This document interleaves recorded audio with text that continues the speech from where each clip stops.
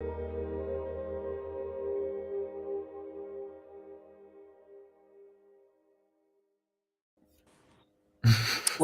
wow, those just get better and better, and I never know how to enter a segment after that.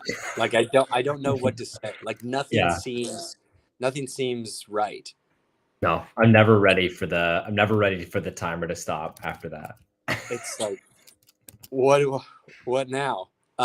Anyways, welcome in everyone to the Unscrupulousness podcast. This is your host Jake Curtis, and with me, as always, is the mustached Keifer Walsh. Wow, are you feeling a little refreshed here going into week 11, coming off a bye? Not at all, unless you mean still asleep, because that's exactly how my team feels. Oh boy, I really wish that I had shaved. I am rocking the mustache as well, as you can see, a little bit thicker stash than beard. But I've just been lazy and haven't trimmed back the beard. But boy, that would have been nice to come back on after a bye, both of us with a stash on. I'm sorry. I apologize. Maybe next week. Maybe next week. Okay, so listen, we got a lot to do in a little time. We've got a time constraint here, and we're going to try to cover 2 weeks in about 20 minutes. So things should get fun. This will be interesting. Yeah. Yeah. So tell us, Keifer, what are we going to try to accomplish in this episode? So we are going to kick it off by doing, we're going to kind of combine everything. So instead of doing a true week, whatever week it was, 8 and 9, yep. I think, or 9 and 10, right? Week 9 and 10 recap. We're gonna go team by team in reverse order of the current standings, and we are gonna go over the past 2 games for them.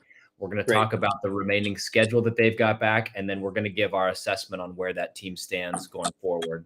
We'll do that for each team, and then after that, we'll move on and do the previews for this week. Great. Does your water taste like plastic? Well, I've got a Spindrift going here, so should it? Oh, tastes nice. like metal. God, I don't know what that is, but I haven't cleaned this water bottle in a long time. I mean, I don't see anything.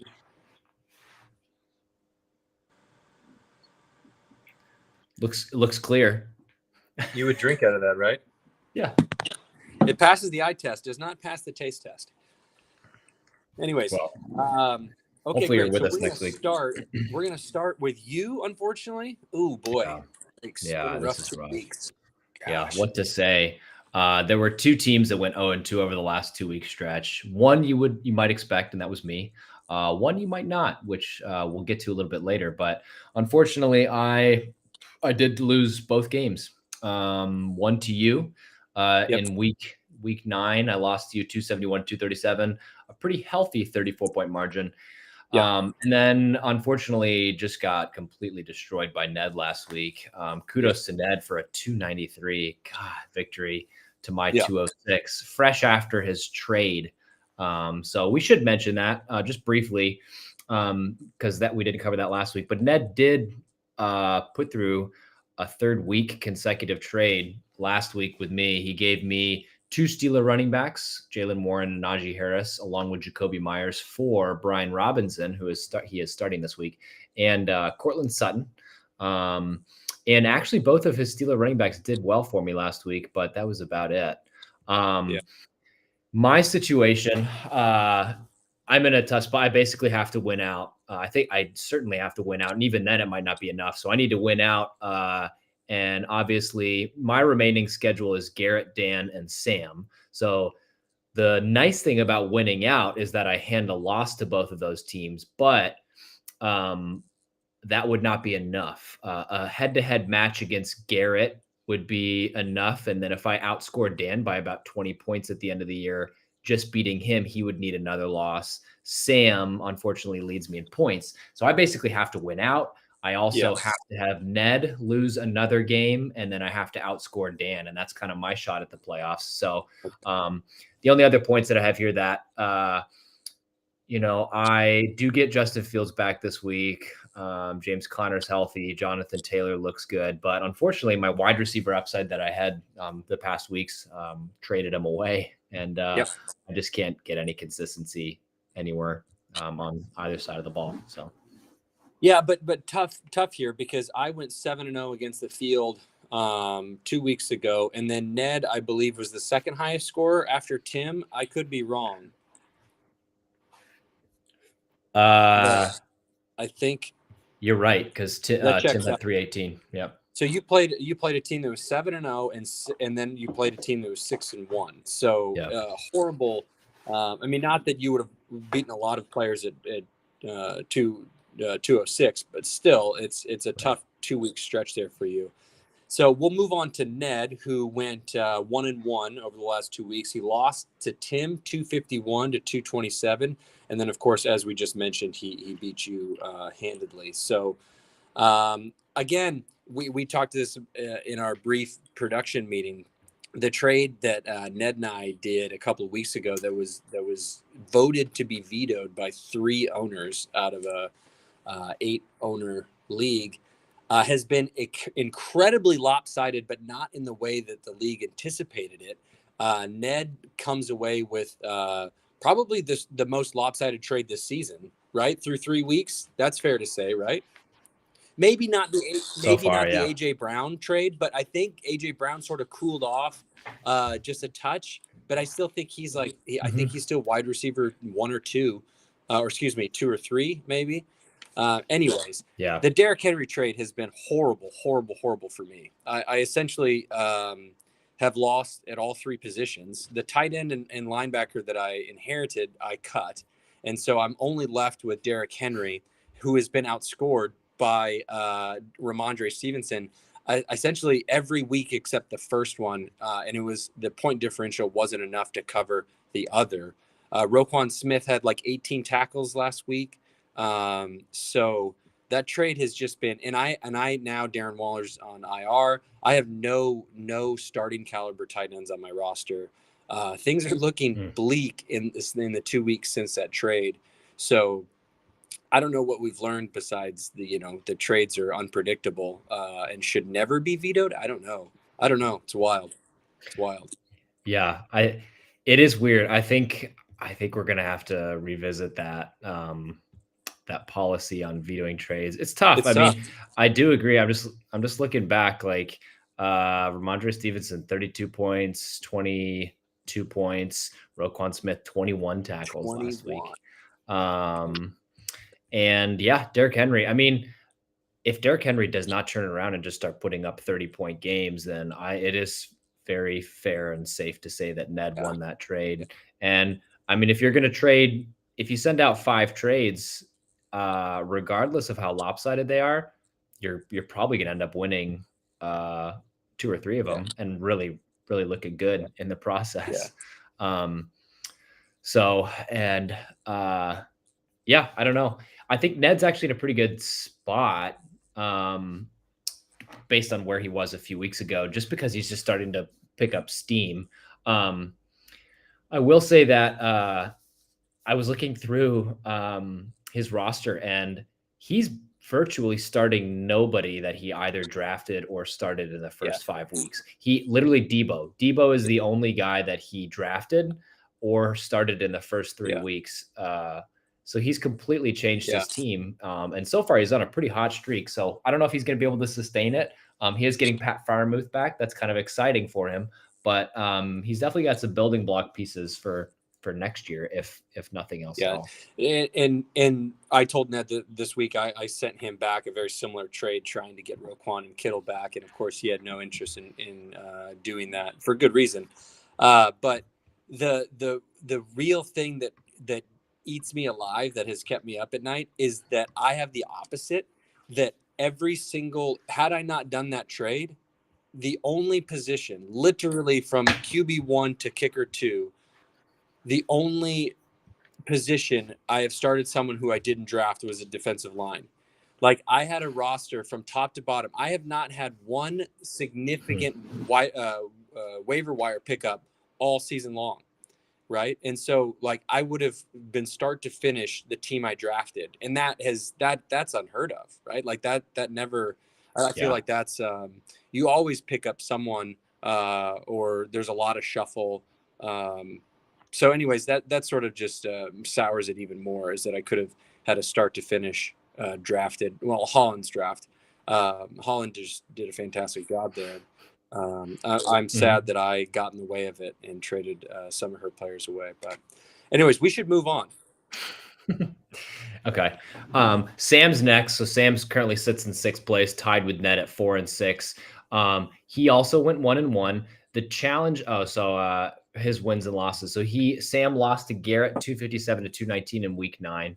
Week 10 turned it around and beat Dan in a close one, 259 to 241. His remaining schedule is the second hardest remaining schedule in that he has you and Tim, and then finishes out the season with me. So he actually has to play both 7 and 3 remaining teams, and that's tough.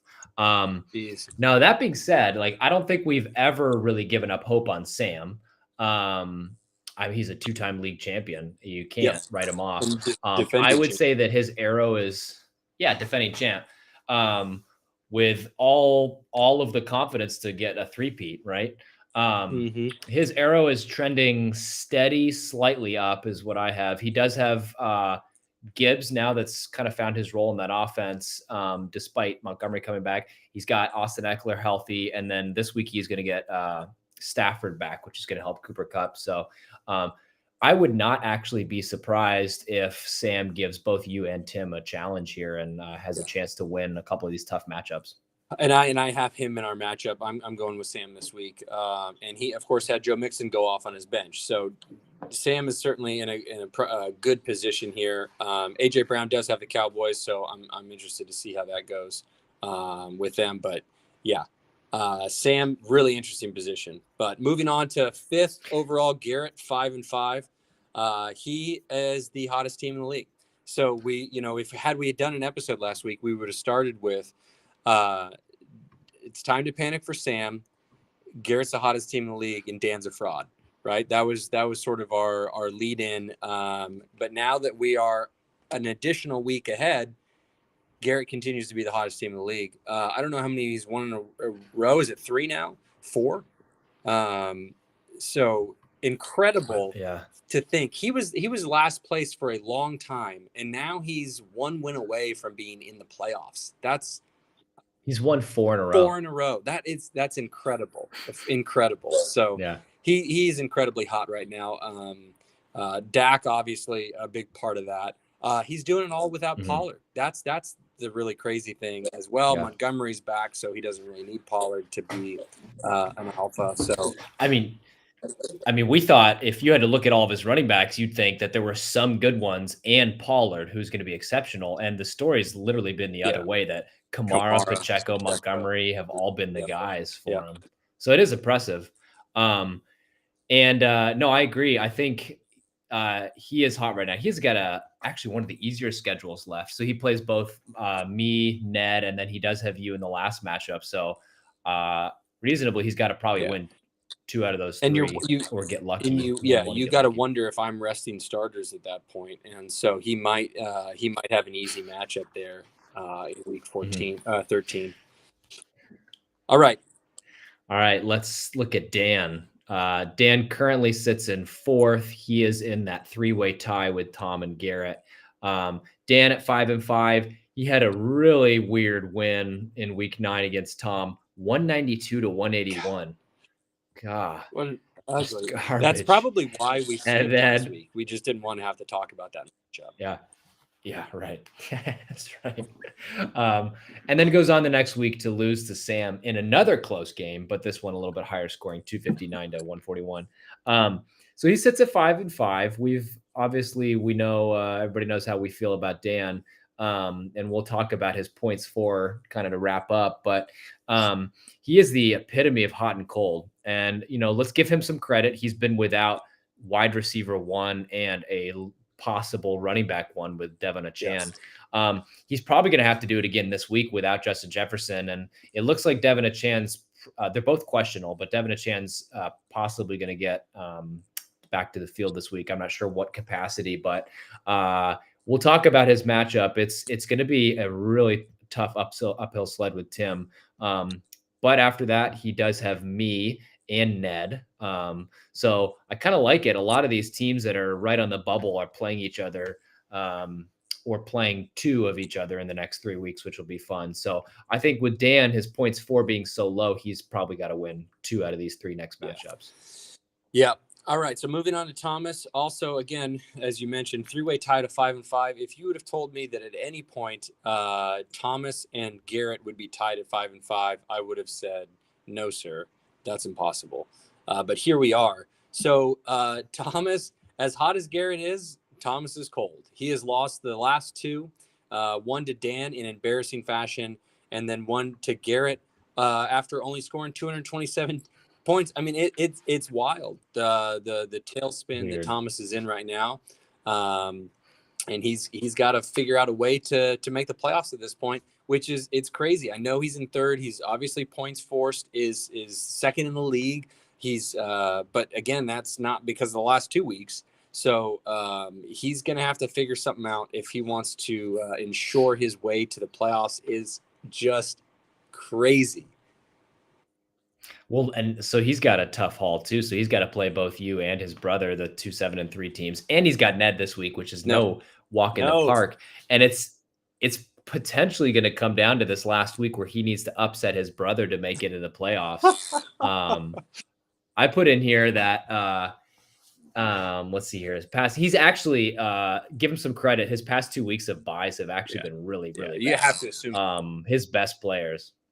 Yeah, right. Because I mean, he's lost 2 in a row, but I think he's lost 3 of the last 4. I mean, he was one of the burners. He wasn't one of the burners. It was you and Thomas all season as the best 2 teams. So you say that, but Tim he's the only other team that's been in first place this season, right?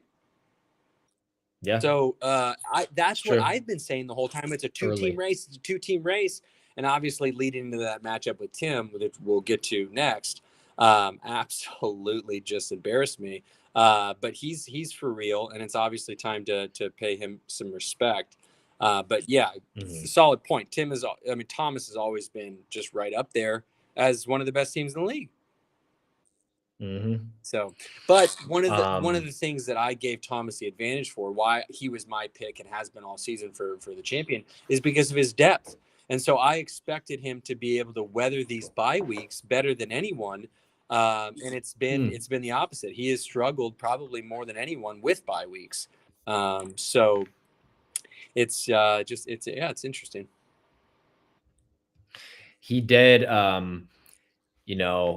thinking about his team, obviously it's hard to forget, but he did lose Chubb. He lost Dallas Goedert. Now he's been without Stafford. So you talk about some of these depth guys. Zach Moss kind of fell off, right? Deshaun Watson, who he picked up, obviously is done for the season. So a lot of his depth pieces have kind of fallen out from beneath him. He did get off to a good start this week. We'll talk about this in the matchups, but he did get off to a good start with Gus Edwards. So he's going to need guys like that to step up in some of these matchups. So. All right, moving on to Tim. Tim, tell us about Tim. One of the 2 juggernauts left here at a week 11, and one of the 2 teams next to Garrett who went 2-0 over the last 2 game stretch. So we mentioned he beat Ned, and then he beat you 318 to 209. Golly, impressive effort on his part, putting up the 318 points. So his remaining schedule remains one of the easier ones. He's got Dan, Sam, and his brother to finish out the Brother Bowl. Winnable games. I've said that both him and you've basically clinched playoff spots. I think both of you have a 96+% chance of making the playoffs at this point. So I've said it before the draft or after the draft. I said it before we even started the games in week 1, but this was the most talented team top to bottom, and it's finally starting to click. Honestly, if you look back at the games he's been in, it's clicked all year. He's just not won until recently. And he's starting to mount up all of these wins now when it matters in these bye week games. And I mean, man, he's got a realistic shot at finishing this thing out with 9 or 10 wins, which would just be impressive in this league. That would be something. And I think, the trends, Thomas, we talked about Thomas having the highest ceiling, but that was weeks ago. when he was, every other week he would get over 300. And now he's really struggling and obviously had a hard time getting to 200. And then whereas I had this incredible floor and wasn't, scoring anything below 266. Well, then the floor gave out and I scored 208, 209 last week. All while Tim has been on this upward trajectory, right? So I would like to see how many points Tim has scored, or just Tim Thomas and I have scored over the last 3 weeks, because I think certainly Tim is the hottest owner of those 3 teams remaining. So Tim is certainly in a really good position with 3 weeks remaining in the regular season to go into the playoffs as the hottest team and the team that nobody wants to face. So let's see what he does in the next 3 weeks. Moving on to me, again, 7-3, a team in disarray. Everyone would like to be a 7-3, but again, I just feel sick about the fact that I gave away one of the best tight ends and one of the best linebackers for a marginal upgrade at running back, and obviously in the last 2 weeks has not been an upgrade. So I feel like I went from the best starters in the league to really doing myself a disservice by getting worse in 2 positions. So we'll see what happens. And we'll see if another trade goes through. Officially, Tua and Ford have been packaged to 2 different owners to try to get back some talent at tight end and linebackers. So if Tua and Ford interest anyone out there, send me your best tight end and linebacker combo, and we'll see if we can't get that done. Well, I'll give you a chance to get Luke Musgrave back if you want him. You do. I think it's interesting. You've got Sam, Thomas, and Garrett left. 3 teams that are basically on the bubble. So you're going to be an enemy for the next 3 weeks for some teams that are hungry for Listen, I won't be a damn bit surprised if I lose those 3 games and limp into the playoffs. I really, and maybe I miss the playoffs. I don't know if that's statistically possible, but no, I probably. I don't think it. But I haven't clinched. I don't think I haven't you can. clinched, but it's probably just the right teams have to win and lose. So virtually locked, but not. But I've not been playing good fantasy football the last week, so I'm reeling, which takes us to our first look at next week, or this week, we should say, and it's me at Sam. And again, like I said earlier, I got Sam in this matchup. I just don't feel really good about my teams. I think I don't have it in front of me, but my wide receivers have horrible matchups. I guess everyone but CeeDee Lamb, who seems to be the hottest wide receiver. Man, you do. That's the thing. Like, I don't really think it probably matters for you, these matchups, but you literally have Diggs against the first defense in the Jets, Sauce Gardner. You've got CD against Carolina, who's the second defense. And I just think that's because teams don't have to throw against the Panthers. And then Tyreek Hill against Vegas, who is listed as the 5th best pass defense. And again, I don't think they have to throw as much, but I think you've got guys that are almost the defense against is almost a non-factor. I think the biggest thing for you is Aaron Jones and our Derrick Henry and Aaron Jones going to get back on the saddle and let you ride. And Jalen Petre. I've been meaning to look back on this, but I'm pretty sure the last championship I won, which was 3 years ago, my starting running backs were Christian McCaffrey, Aaron Jones, and Derrick Henry. However, they were sort of in the height of their career arcs, and only one of those 3 backs can say the same right now. So it's just really interesting to me how I'm holding on to Aaron Jones and Derrick Henry, and certainly those 2 players are the linchpin. Can't win without them. I'll tell you who you weren't starting was Otten and Mayer at tight end. Yeah. Who'd have thought that? I wasn't starting those guys. They were probably in junior high back then. So. The only other thing, so Sam had a couple guys play last night, and Lamar Jackson did great, 29 points. Mark Andrews went out. after 2 catches, and he's going to be out the rest of the season. So that's a really big hit. I mean, it sucks for him, and that the injury that he got last night was really weird for a lot of reasons. I wish we had time to go into it, but from an injury perspective, but really sucks for the Ravens. But that really hurts for Sam. He's got Tyler Conklin as his other tight end, and then he does have Kyle Pitts, but Mark Andrews is a big loss for him. So off to a strong start with Lamar Jackson, but tough moving got forward. lucky. You got lucky with Andrews. I did. And my tight ends are always capable of scoring 0. So I needed a low score from Mark Andrews. So I appreciate that. Next matchup is Keifer 3-7 at Garrett 5-5. Sorry, you have me in this matchup. I just wanted to be clear. You have me. I have Sam. ESPN has me by 2. Right now, that's a little bit wider since Mark Andrews went down with the injury, but still, I think it's obviously too close to call since only 2 players have played. So your matchup with Garrett. Yeah.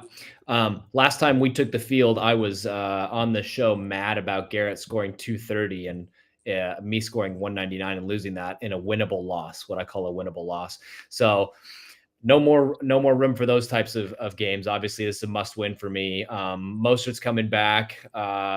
He finally practiced fully today, but he's got some injuries, so I don't even know if I've got him in my lineup. I've got this stupid Steeler running back dilemma that Ned has handed me, where they named Jalen Warren the starter, but who knows if he's going to outscore Najee Harris. Wow. So I don't really know what to do with that situation. I mentioned Fields is back. Garrett actually has some pretty tough matchups. We know that Burrow went down last night, so that is a bummer. And he's out for the season too, which is a major bummer. Did you know that? I didn't know that yet. No. Yeah. Sorry to spoil that one for you. No. I haven't had a chance to look at the news, but wow, that's huge. Yeah. Joe Burrow's out for the year. Torn ligament in his right wrist. I'm assuming it's his TFCC, which is triangular fibrocartilage complex. That's what I was going to say. Anyways, he couldn't grip a ball. You should see the clip of it. He went to throw the ball and just doubled over in pain. It was terrible. That being said, this is going to be a must win. ESPN headed at a 15-point game. It's a little bit closer. I have to take myself in the next 3 weeks. You have to. I saw that, and I knew what you were doing there. You have to. I'm taking Garrett here. It's hard to bet against a team that's won 4-0. Maybe we have a regression to the mean game here for Garrett, but I'm picking Garrett in this one.